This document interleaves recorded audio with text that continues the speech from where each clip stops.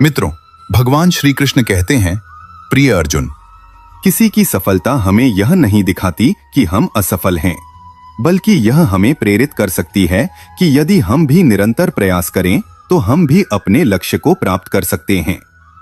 जब दुर्योधन ने पांडवों को जलाने की योजना बनाई थी, तब उसने यह नहीं सोचा कि स्वयं को कैसे महान बनाया जाए। यही ईर्ष्या की विडंबना है। यह व्यक्ति को दूसरों को गिराने में तो व्यस्त कर देती है, लेकिन खुद को उठाने की प्रेरणा नहीं देती। महाभारत में कर्ण का जीवन भी एक उदाहरण है। कर्ण एक महान योद्धा था, लेकिन उसकी सबसे बड़ी कमजोरी थी उसकी ईर्ष्या। वह हमेशा अर्जुन से जलता था और यही जलन उसे अधर्म का साथ देने के लिए मजबूर करती थी।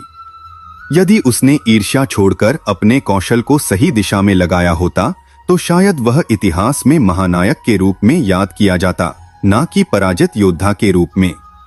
इससे हमें यह समझ में आता है कि जब हम दूसरों की तुलना में अपना आत्मविश्वास खो देते हैं और ईर्ष्या को अपने ऊपर हावी कर लेते हैं, तो हम अपनी पूरी क्षमता का उपयोग नहीं कर पाते। जब हम बिना ईर्ष्या किए अपने काम पर ध्यान देते हैं, तो हम सच्चे आनंद और सफलता की ओर बढ़ते हैं। मनुष्य की सबसे बड़ी शक्ति उसका ध्यान केंद्रित करने की क्षमता है। जब यह ध्यान दूसरों की उपलब्धियों की ओर जाता है तो यह ईर्ष्या में बदल जाता है, और जब यह अपने लक्ष्य की ओर जाता है तो यह समर्पण बन जाता है। जो लोग अपने जीवन में सफल होते हैं, वे कभी भी दूसरों से ईर्ष्या नहीं करते, बल्कि वे सीखते हैं, खुद को बेहतर बनाने पर काम करते हैं और अपने कर्म को ही पूजा मानते हैं। हमारे दुखों के 5 कारण।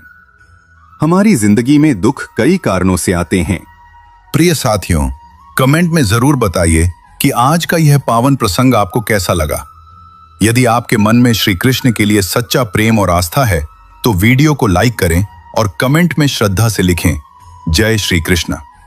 और अगर आप चाहते हैं कि ऐसे ही भक्ति से जुड़े दिव्य संदेश निरंतर आप तक पहुंचते रहें, तो स्क्रीन पर दिए गए QR कोड को स्कैन कर अपनी इच्छा और सामर्थ्य अनुसार सहयोग करें। आपका हर छोटा योगदान इस आध्यात्मिक सेवा को आगे बढ़ाने की प्रेरणा देता है। आप सभी का स्नेह और समर्थन ही मेरी सबसे बड़ी शक्ति है। जय श्री कृष्ण।